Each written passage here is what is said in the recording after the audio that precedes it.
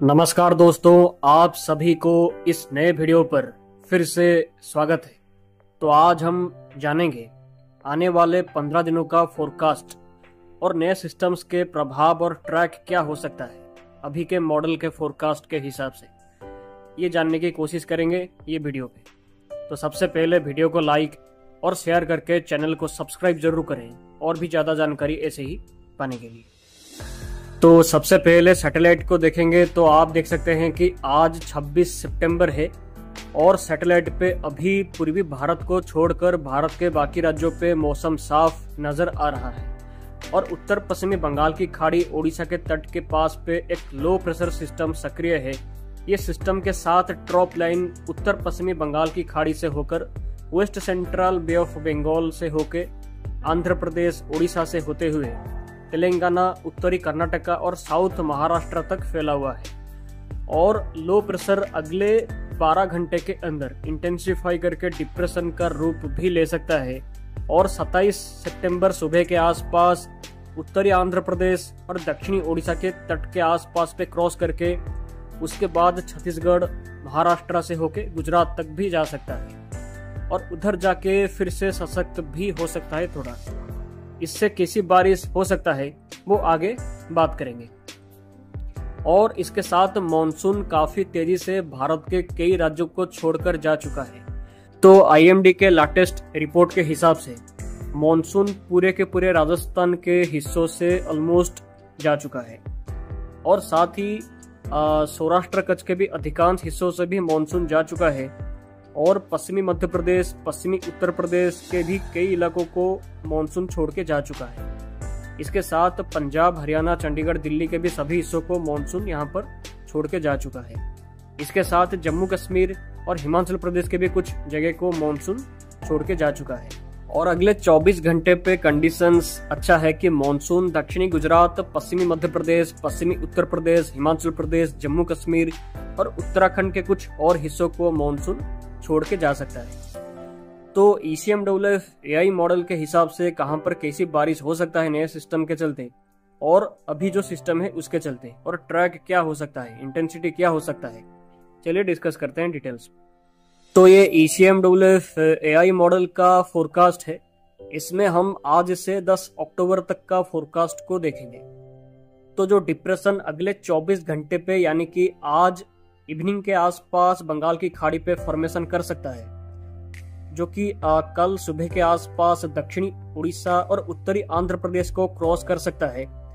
उसके असर से आज और कल उड़ीसा, इसके साथ पूरे आंध्र प्रदेश, तेलंगाना, विदर्भ के साथ दक्षिणी छत्तीसगढ़ और रायलसीमा के कई इलाकों पे भारी बारिश हो सकती है। लेकिन आज और कल दक्षिणी ओडिशा, दक्षिणी छत्तीसगढ़ और उत्तरी आंध्र प्रदेश के हिस्सों पे अत्यधिक भारी बारिश हो सकती है कुछ जगह पर, आप यहाँ पर देख सकते हैं। और उसके बाद ये सिस्टम दक्षिणी छत्तीसगढ़ से होते हुए महाराष्ट्र की तरफ जाएगा कल तक खास करके, जिसके असर से महाराष्ट्र के पश्चिमी और सेंट्रल के साथ पश्चिमी उत्तर हिस्सों पे अति भारी बारिश का संभावना यहाँ पर है, खास करके 27 और 28 सितंबर को यानी कि कल और परसों महाराष्ट्र के सेंट्रल, पश्चिमी और उत्तर पश्चिमी हिस्सों पे भारी से अति भारी बारिश 27 और 28 सितंबर को हो सकता है। और कोंकण, गोवा के साथ मुंबई के हिस्सों पे और तटीय महाराष्ट्र के हिस्सों पे अत्यधिक भीषण बारिश भी हो सकती है 28 सितंबर और 29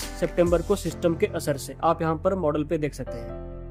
और उसके बाद यह सिस्टम 29 सितंबर को दक्षिणी गुजरात और उत्तरी महाराष्ट्र के तट के आसपास के समुद्र पे पहुंचेगा और डिप्रेशन का रूप फिर से वहां पर जाके ले सकता है, जिससे 28 और 29 सितंबर को दक्षिणी गुजरात और सौराष्ट्र के हिस्सों पे भारी बारिश का संभावना यहाँ पर है।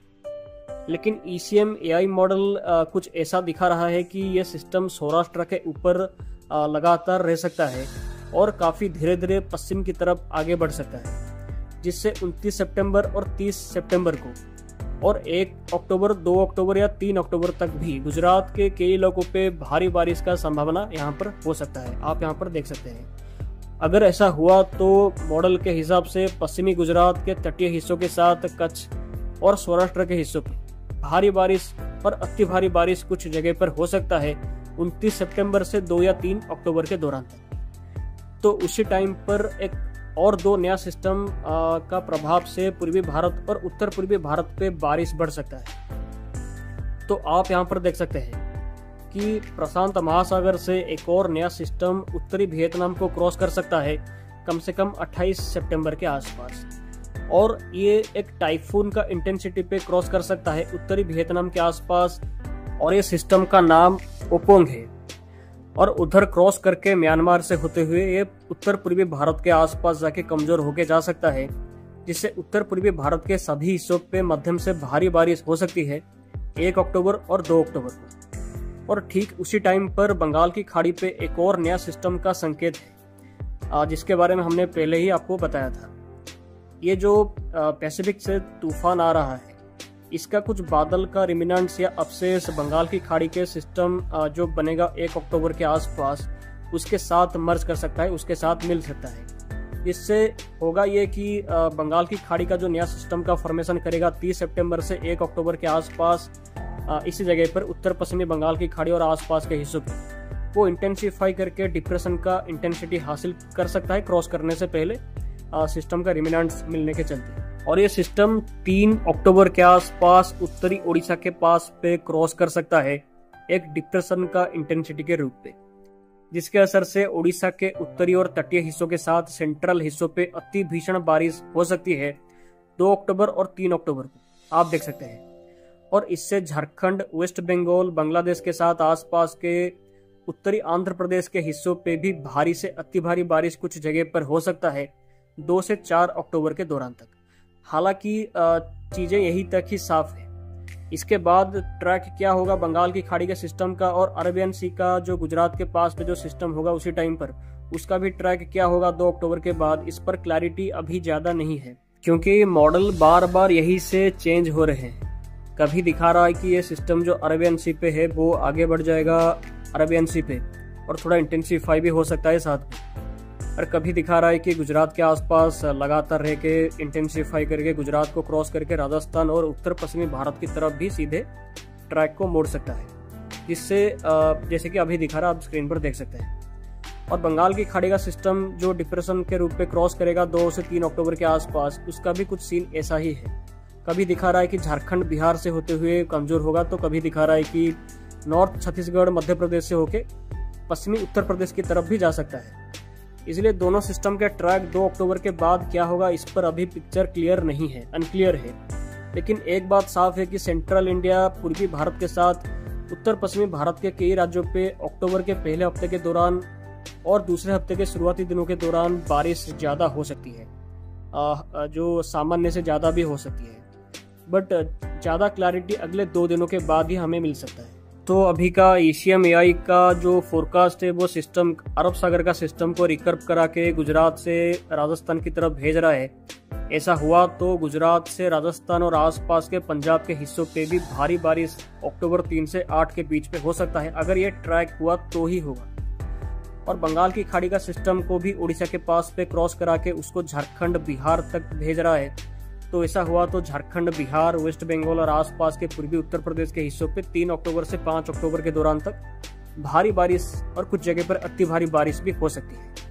हालांकि इसके बाद कोई और सिस्टम का संकेत फिलहाल के लिए अभी के हिसाब से 10 अक्टूबर तक दिखाई नहीं दे रहा है। इसका मतलब 5 अक्टूबर के बाद पूरे भारत से मॉनसून का वापसी होने के लिए कंडीशंस फेवरेबल हो सकता है। और ये दोनों सिस्टम का अभी के कंडीशन के हिसाब से इनका ये दोनों सिस्टम का साइक्लोन का रूप लेने की संभावना यहाँ पर कम है। तो जैसे कि मॉडल पहले दिखा रहे थे कि सिस्टम गुजरात के आसपास अगर रहता है, स्टे करता है, तो रहने के बाद अगर अरब सागर की तरफ सीधा बढ़ता है तो मे भी थोड़ा ज्यादा इंटेंसिफाई कुछ टाइम के लिए हो सकता है। लेकिन अगर स्टे नहीं करता है और सीधा गुजरात से राजस्थान की तरफ जाता है जैसे कि अभी दिखा रहा है, तो ये कंडीशन पे ज्यादा कोई इंटेंसिफिकेशन का संभावना नहीं होगा। डिप्रेशन का इंटेंसिटी हाईली ले सकता है। और बंगाल की खाड़ी पे भी 15 अक्टूबर से पहले कोई साइक्लोन का संभावना यहाँ पर नहीं है, कम ही है, बनने की संभावना कम है। पोस्ट मानसून साइक्लोन सीजन के फोरकास्ट पे जैसे आपको बोला था मैंने भी कि 15 अक्टूबर से पहले साइक्लोन का संभावना बंगाल की खाड़ी पे कम है। उसको अगर आपने अभी तक भी देखा नहीं है वो वीडियो को, तो जाके देख लीजिए, काफी कुछ जानकारी आपको वहां पे मिलेगा। वीडियो का लिंक डिस्क्रिप्शन और आई बटन पे दिख रहा होगा। तो दोस्तों ECMWF AI का यही था पूरा फुल डिटेल्स। अगर कोई डाउट हो तो ज़रूर पूछ सकते हैं कमेंट पे। तो आज के वीडियो पे इतना ही, फिर मिलते हैं अगले वीडियो पे। बाय और आप सभी का दिन शुभ हो।